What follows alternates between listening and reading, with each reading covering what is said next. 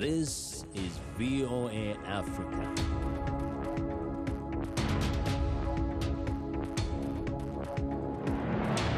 Hello, I'm Esther Githui-Ewart. It's Wednesday, March 3rd. This is Africa 54. Due to the global outbreak of COVID-19, Voice of America is taking every necessary precaution to safeguard its employees, so our broadcast will look different today and in the near future as we, out of an abundance of caution, reduce our staffing at VOA headquarters here in Washington. We're working to help keep you informed about what's going on, and we appreciate you staying with us on Africa 54. U.S. Secretary of State Anthony Blinken on Tuesday pressed Ethiopian Prime Minister Abiy Ahmed to end hostilities in the northern Tigray region, citing a growing number of credible reports of atrocities and human rights violations and abuses. In a statement, U.S. State Department Spokesman Ned Price said Blinken pressed Abiy in a phone call to withdraw outside forces from Tigray, including troops from Ethiopia's Amhara region and from Eritrea, and for an immediate end to violence. It was the second time in less than a week that Blinken has cited reports of atrocities in the region. Save the Children said it is one of the first aid agencies to reach displaced families in Aksum, central Tigray, Ethiopia. Lauren Anthony reports. Save the Children says it is one of the first aid agencies to reach displaced families in the Tigrayan town of Axum in Ethiopia. The organisation released video shot on February 8th showing the distribution of food, shelter and sanitation to those displaced by conflict. Save the Children's communication manager, Christiana Martin, filmed this message from a school that has been turned into a camp. The conditions are really terrible. They are overcrowded. There are up to 30 families living per classroom. We're hoping today that the aid that we distribute, the essential food, will see these families through for the next month. As of yet, none of these IDPs have received any humanitarian assistance. Save the Children are the first on the ground. Axum is a UNESCO World Heritage Site, famed for its tall obelisks and ancient churches. It has also been the site of some of the most brutal fighting in Ethiopia. On Friday, Amnesty International accused Eritrean forces of killing hundreds of civilians in northern Ethiopia over 24 hours last November, an incident it described as a potential crime against humanity. Eritrea has rejected the accusations. But an Ethiopian state human rights body issued a statement that also described such killings, though with fewer details. It was a rare official acknowledgement from Ethiopia that Eritrean troops participated in the conflict during the government's crackdown in the Tigray region last year. Ethiopian Prime Minister Abiy Ahmed's government declared victory over the Tigray People's Liberation Front after its forces withdrew from major cities and towns at the end of November. However, low-level fighting has continued in some parts of Tigray. Lauren Anthony of Reuters with that report. Ghana began its coronavirus vaccination drive on Tuesday with 600,000 AstraZeneca doses. They were received from the global COVAX vaccine sharing facility aimed at providing shots to developing nations to combat the COVID-19 pandemic. People lined up outside the regional hospital in the capital Accra for the first phase of vaccinations, which will prioritize frontline health workers and others at high risk. Ghana was the first country to receive the vaccines under COVAX, which aims to deliver more than 1.3 billion vaccine doses to over 90 low and middle income countries by the end of the year. Only a handful of other African countries have started inoculations with doses purchased bilaterally or received as donations. COVAX is the program backed by the World Health Organization and Gavi Vaccine Alliance to provide vaccines for poor and middle-income countries. It said on Tuesday it aims to deliver 237 million doses of AstraZeneca's shots to 142 countries by the end of May as it steps up the global rollout. COVID-19 has accelerated the global demand for medical oxygen and made the delivery of oxygen supplies more urgent. In Hargeisa General Hospital in Somaliland, oxygen concentrators donated by World Health Organization are making a difference, not only for COVID-19 patients, but also children with pneumonia and other respiratory illnesses, according to the head of WHO office in the region. It is estimated that more than 500,000 people in low and middle income countries currently need 1.1 million cylinders of oxygen per day, with 25 countries currently reporting surges in demand, the majority in Africa. This supply was constrained prior to COVID-19 and has been exacerbated by the pandemic. The Centers for Disease Control and Prevention has issued a new public health requirement for U.S. visitors who have recently been in the Democratic Republic of the Congo or Guinea that take effect on Thursday to address Ebola concerns. Travelers who have been in the two Central African countries within the past 21 days must fly to one of 6 U.S. airports: New York, JFK, Chicago, Atlanta, Washington, Dallas, Newark, or Los Angeles, according to the order first announced on Monday and signed on Tuesday. The CDC will require airlines to collect and transmit passenger information electronically to the Agency for Public Health follow-up for all passengers who have been in the two countries who are boarding a flight to the United States. Thousands of Central African Republic refugees are living in makeshift shelters and struggling to care for their families in hard-to-reach areas close to the border in the Democratic Republic of Congo. Here again is Lauren Anthony with a report. Thousands of Central African Republic refugees at this hard-to-reach camp in the Democratic Republic of Congo are sleeping out in the open in makeshift shelters. They have little or no access to sanitation, drinking water and food. Authorities in the DRC estimate that there are 92,000 Central African refugees there after election-linked violence erupted in December last year. Some have been welcomed by host families. Reports indicate that up to 3 refugee families are living in a single small home in the remote border areas. Waki Paul is one refugee enduring the dire conditions. When we arrived, our living conditions were difficult. Finding food was difficult. We couldn't go back there because night and day there was the sound of gunfire. It's not possible to go back there because if you go back there and things happen again and it finds you there, what will you say? We'll endure here until God touches someone's heart to help us. The UN Refugee Agency, or UNHCR, is trying to establish the number of new arrivals and to identify those with specific needs or vulnerabilities. It's working to relocate refugees to safer sites where they can receive better humanitarian assistance and protection. Nearly a third of the Central African Republic's population of 4.7 million have been forced to flee after years of on-off conflict. The gold and diamond-rich country has failed to find stability since the 2013 rebellion. The UN says nearly half of the national territory is occupied by armed groups. Lauren Anthony of Reuters filed that report. A pregnant woman and 5 other people died when an ambulance carrying them hit a landmine in northern Burkina Faso, according to the government. The ambulance was carrying the woman, her husband, and a girl and 2 other women between the towns of Gaskinde and Namisigua near Burkina Faso's border with Mali on Tuesday. No group immediately claimed responsibility for laying the landmine. Attacks in Burkina Faso by fighters linked to Al-Qaeda and Islamic State have risen sharply over the last 3 years, displacing more than 1 million people. In Washington, Federal Bureau of Investigation Director Christopher Wray told U.S. lawmakers on Tuesday that the January 6th attack on the U.S. Capitol by pro-Trump rioters trying to overturn Joe Biden's election victory was domestic terrorism. As VOA's congressional correspondent Kathleen Gibson reports, Wray admitted the Bureau did have raw intelligence warning of violence that day.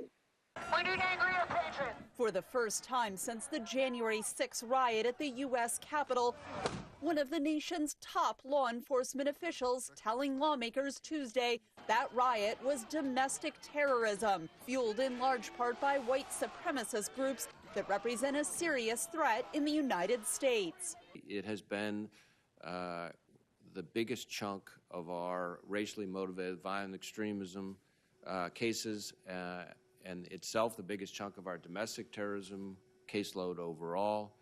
and the most lethality over the last decade has been from these same extremists. In his first testimony since the attempted insurrection, Ray said the rioters came from a broad range of groups supporting white supremacy and militia violence, and that there is no evidence for allegations they were fake Trump protesters or disguised left-wing protesters. While we're equal opportunity and looking for violent extremism of any ideology, we have not to date seen any evidence of anarchist violent extremists or people subscribing to Antifa in connection with the 6th. That doesn't mean we're not looking, and we'll continue to look, but at the moment we have not seen that. More than 270 people have been charged to date for their roles in that riot, and the FBI investigations are expanding, said Ray. With more subjects being identified and charged just about every single day. The FBI is committed to seeing this through, no matter how many people it takes. Many Republicans arguing the domestic terror threat is equaled or surpassed by left-wing extremists, such as Antifa, citing the burning of a federal courthouse in Portland, Oregon last summer. In the past year, we have seen massive rioting and violence as extremists, many of them leftist extremists, took to the streets across the country. But Democrats pushed back, arguing lawlessness accompanying some pro-racial justice demonstrations pale in comparison to violent white supremacy. It is not equivalent to a violent attempt to overturn the results of elections, nor is it equivalent to mass shootings targeting minority communities. This false equivalency is an insult to the brave police officers who were injured or lost their lives on January 6th. In a House hearing last week, Capitol security officials revealed they had not received a January 5th FBI bulletin warning of possible violence. Ray declined to speculate on how security precautions might have been altered if that warning had been read. You know, I really want to be careful not to be an armchair quarterback. Negotiations for a commission that would investigate the attacks and recommend security precautions have stalled as House Speaker Nancy Pelosi pushes for more Democrats than Republicans to sit on that panel. Catherine Gibson, VOA News, Washington. We're excited to hear what you think about Africa 54 and the stories we cover. Join the discussion on Facebook. The address is Africa 54. We're also streaming our broadcast live on Facebook. Please watch and share our show with your friends. Also, check out our headlines 24/7 on voaafrica.com. Still to come, a Rwandan firm seeks to revolutionize how people charge phones, conduct mobile money transfers, and more. We'll be right back. Wealthy countries started buying the first COVID-19 vaccine supplies last year. How can lower-income countries compete? To make COVID-19 vaccine access more equitable, global health institutions developed COVAX. Rather than competing against each other, countries pool their resources. COVAX invests in many different vaccines, so countries aren't stuck if some fail. Each country in COVAX gets enough of the successful vaccines to cover a percentage of its population, especially frontline health workers and the most vulnerable. But COVAX has not worked as well as hoped. Countries are still making one-on-one deals with vaccine makers, taking up limited supplies. And COVAX is underfunded by tens of billions of dollars. In a global pandemic, new, dangerous variants can appear wherever the virus is allowed to spread. It's already happened in Britain, Brazil, and South Africa. If these variants undermine the vaccines, the world goes back to square one. Health experts say no one is safe until everyone is safe.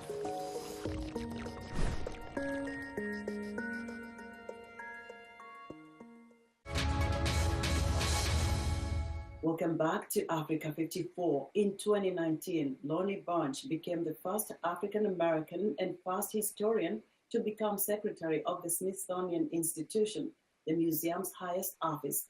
After almost 18 months on the job, he spoke with VOA's Julie Tabo to share the highlights and challenges of his tenure so far. By unanimous vote, we have placed our trust in Lonnie G. Bunch III to be the 14th Secretary of the Smithsonian Institution. On November 1st, 2019, the Smithsonian Institution in Washington installed Lonnie Bunch as its 14th secretary.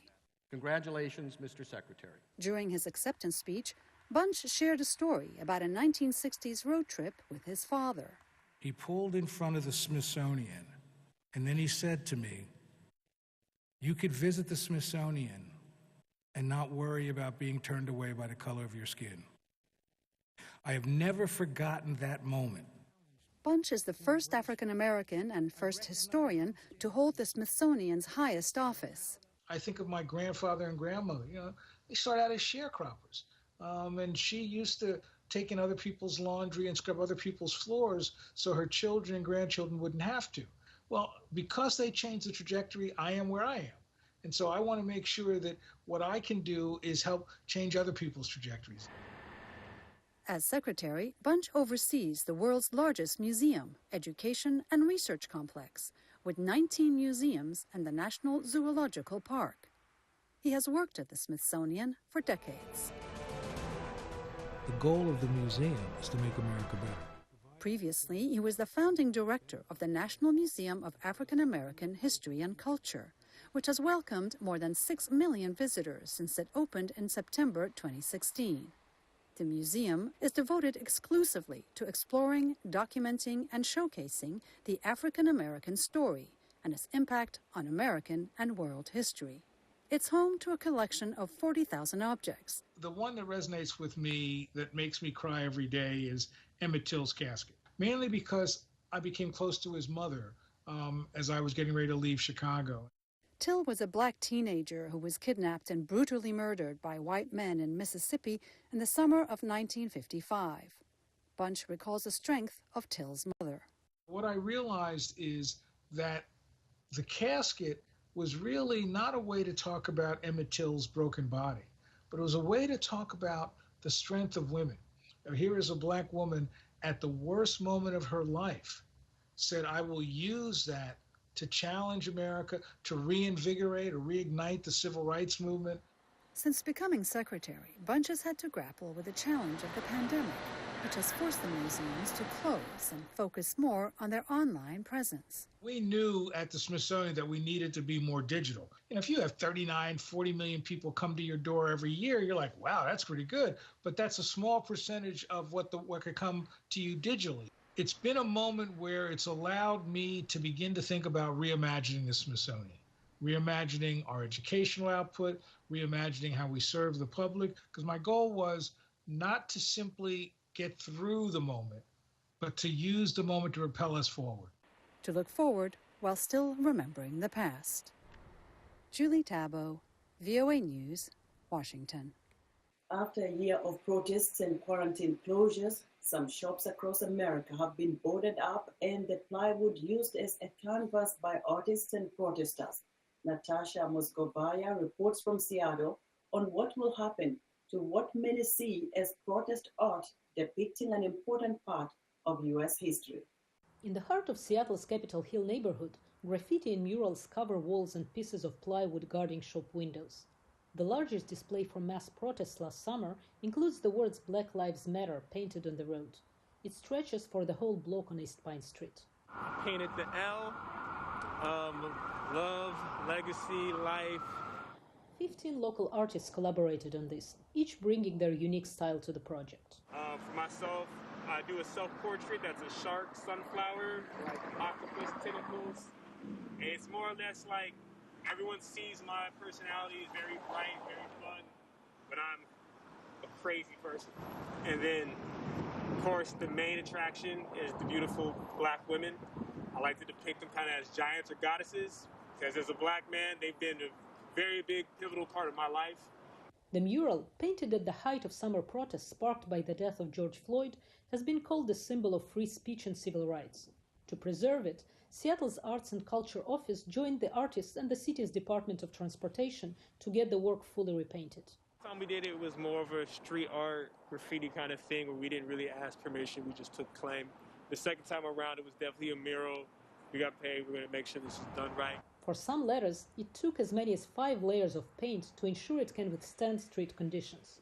The process was a moment of collaboration as the city, which was the focus of protesters' frustrations at times, reconfigured the road and added traffic diverters to protect the mural.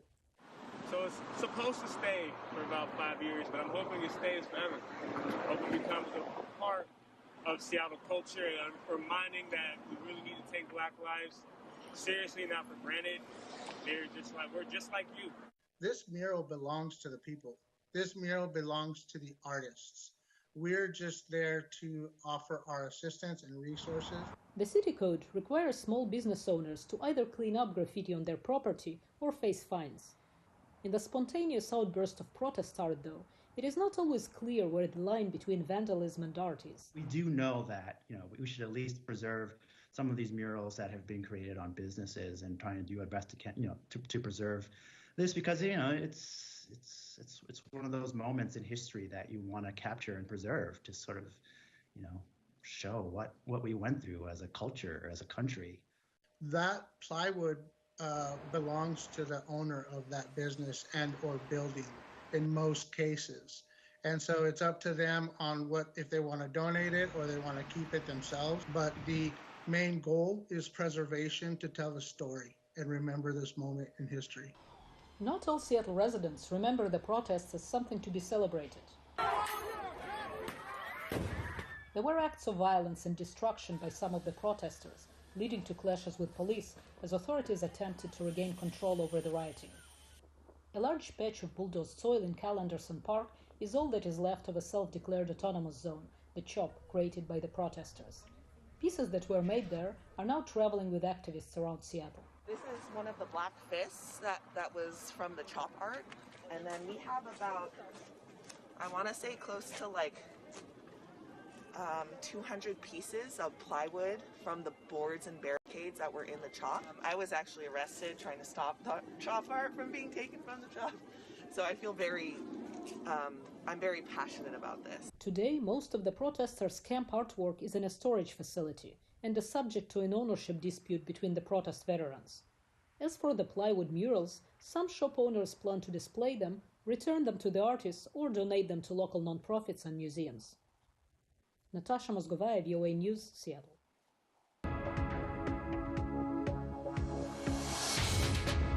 In our tech news, a Rwandan innovation firm, ARED, is using the state-of-the-art innovative business model to provide Wi-Fi, low-cost phone charging, airtime sales, mobile money transfers, and other services. ARED has created jobs and empowers women and people with disabilities in rural and urban communities. For more insight, Africa 54 technology correspondent Paul Diho via Skype spoke to Henry Nyakarundi, CEO and founder of ARED Group in Kigali, Rwanda. Henry Nyakarundi, welcome to Africa 54. Man, thanks for inviting me on the show. The last time we talked, you were working on a kiosk.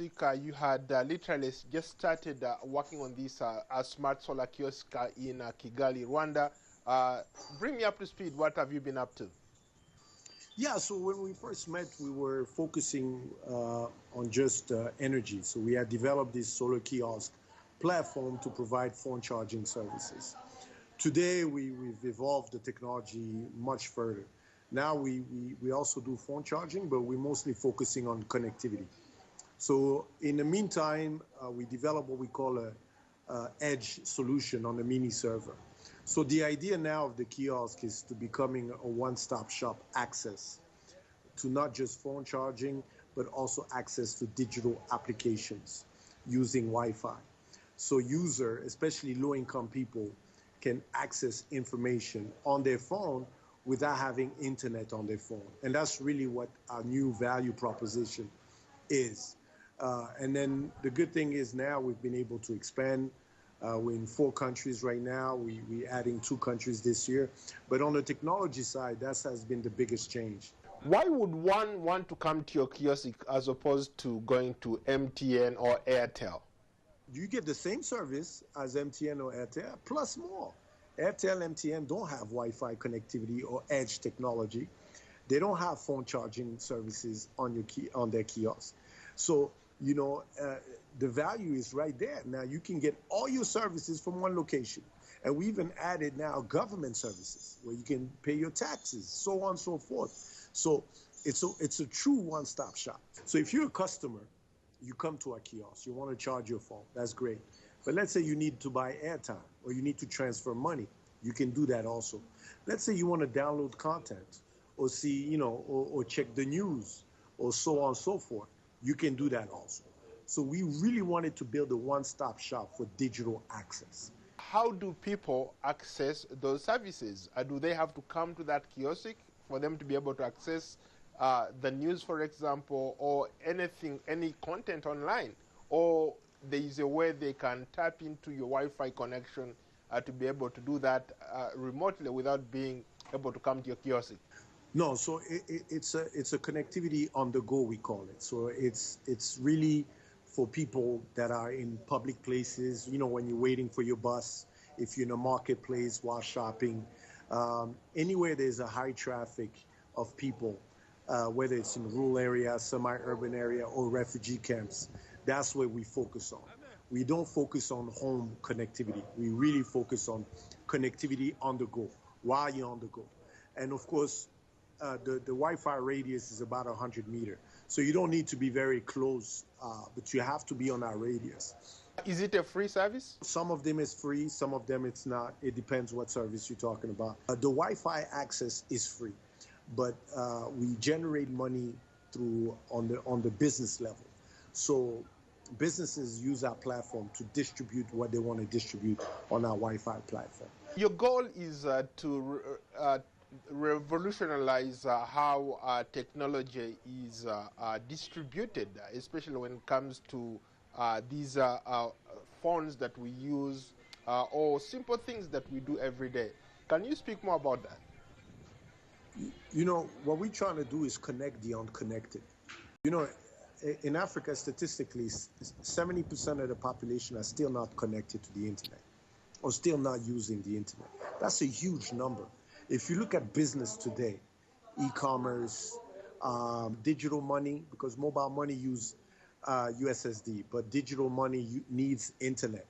All this internet business are focusing on the 30%. And that's the challenge. Everybody's focusing on the 30% of the population that is connected.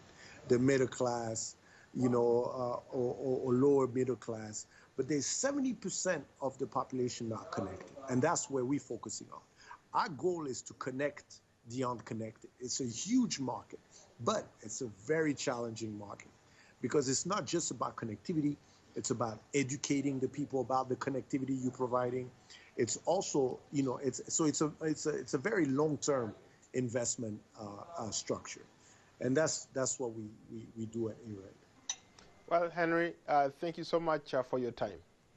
Man, thank you, Paul. Man, always a pleasure, man, talking to you, man. That was Africa 54's technology correspondent Paul Ndiho speaking to Henry Yakarundi, CEO and founder of ARED Group in Kigali, Rwanda. And that's our show for today. Be sure to watch Africa 54 on our website at viewafrica.com. From all of us here in Washington, we thank you for watching.